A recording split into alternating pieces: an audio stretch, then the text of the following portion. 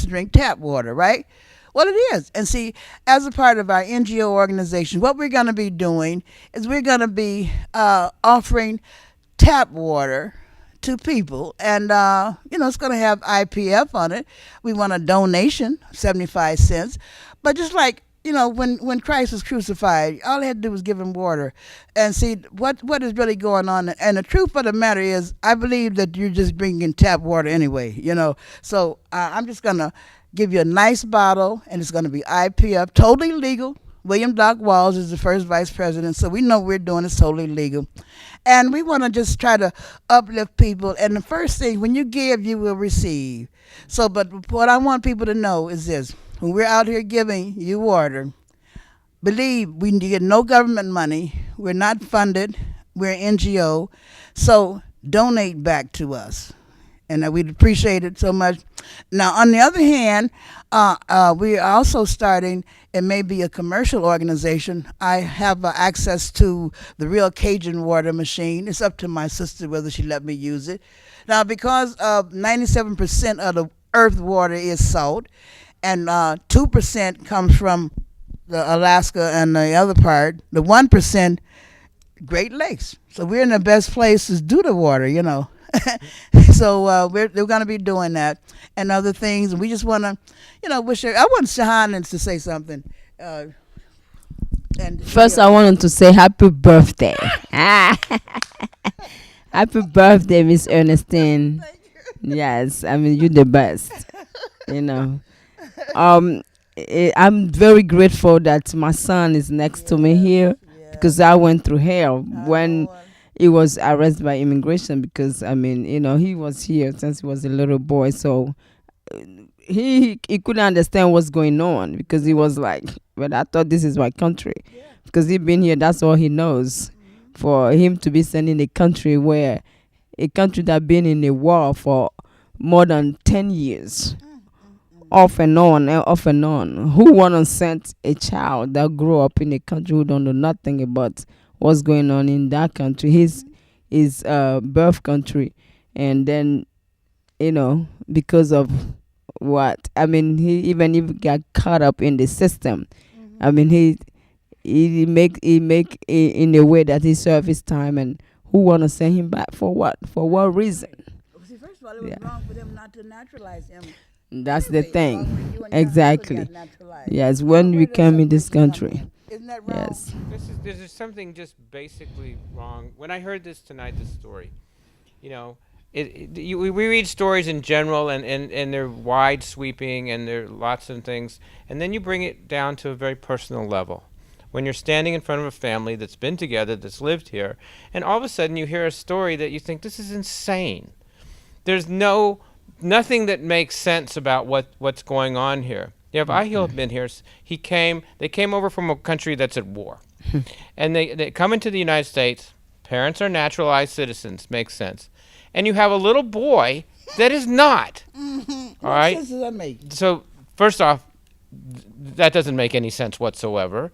And on top of that, now there's, to no benefit that I could think of, there's time, money, effort into deporting him, who has done nothing wrong, committed no crime. Yes, done he did. He did. Yes, he did. He Well, did. here's Yes. the point. Here's the point. Whatever crime he committed was a misdemeanor. That's misdemeanor. But Okay. Here's what I'm trying to say. Let Ehil say something, because here's what I'm trying to say. He won his case, though. You won. And, that's why we want him to become a legal shield, because he could help promote this to other people. The low-cost legal help. I'm a legal shield. Right. You see what I'm saying? Prepaid legal. They used to be prepaid. You know that. But he won his case. I know it, but I'm just saying. And what I'm trying to say is that's why we want him to represent, because he won his case, and that's a great thing. That's an honor. That's unusual, anyway. Well, They try to deport him usually, and they usually end up doing it. Well, that's something that's obviously a problem that I wasn't aware of, okay? Mm-hmm. And I doubt if many people are aware of. Mm-hmm. And then once again, the same question comes up: what possible benefit is it? That's right. All right, know. is this That's the the best? problem. Let's look at our resources, which is, we already are stretched out enough. Is this a good use of resource? I mean, no.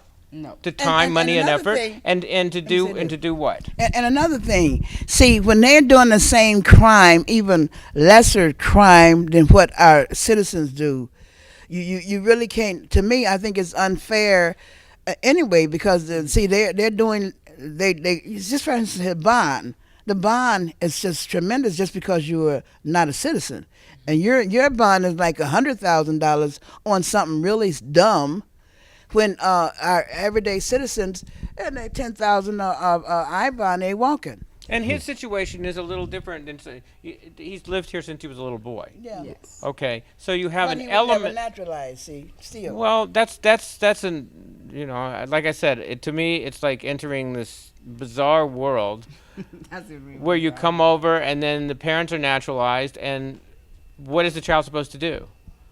And not become naturalized at the same time, and then you get into the right. Well, he's lived here his whole life. I His mean, whole life. it's And his it's life, like and me then out then, here. then Yeah, he's here. yeah, I have lived it my whole life though. his whole life. Yeah, and now he's here. Went to school, elementary, high school, college, and everything. College here. What high school? I went to high school. My first one was Hales Franciscan on 49th and College Grove, and I left there and went to Luther South on 87 and Kedzie, And then what high college you say? Richard Daly College. Oh, really? And Yes. so see, he's trying to get an education. And that's terrible for. Anyway, it's over with. But I just hate the fact that it even happened, and I just hate the fact that these kind of things can continue to happen, though. See, just because it's over with, it don't mean if somebody call in on him again, he going through the same thing. That's the problem. That's crazy. No, it's going to be a stop to it. You You have can't to continuously go stop. through the same thing if somebody call in on you. If somebody call in on you to the deportation, then he can go through the same thing over and over Yeah, so it until he's doesn't make any sense. naturalized, right? I'm not an attorney, but that's the way it's sounding. Yeah. Yes. Yes, but it's not right that I look at it. It's not right. I feel like once you win your case, you shouldn't have to go through the same thing over and again. Exactly. Really? That's I mean, me personally, that's how I look at it. That's right. Once That's you, right. That's right. and then That should be a statute. right, they there. should give you a chance of you trying to get your citizenships, your legal documents for you stay in the United States of America. Really?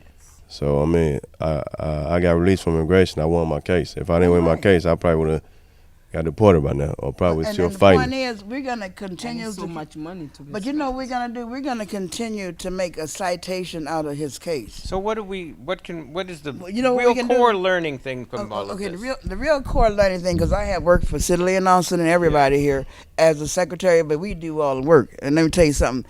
The real learning thing is this: this is a case that needs to be a cited case, should be in the citation books, and I'm going to work very hard with members of Legal Shield to get that. So, because once you won your case, you should not have to be in the scrutinized, or it should be something done about anonymous calls and stuff. That's You right. can't continuously take you over the same thing.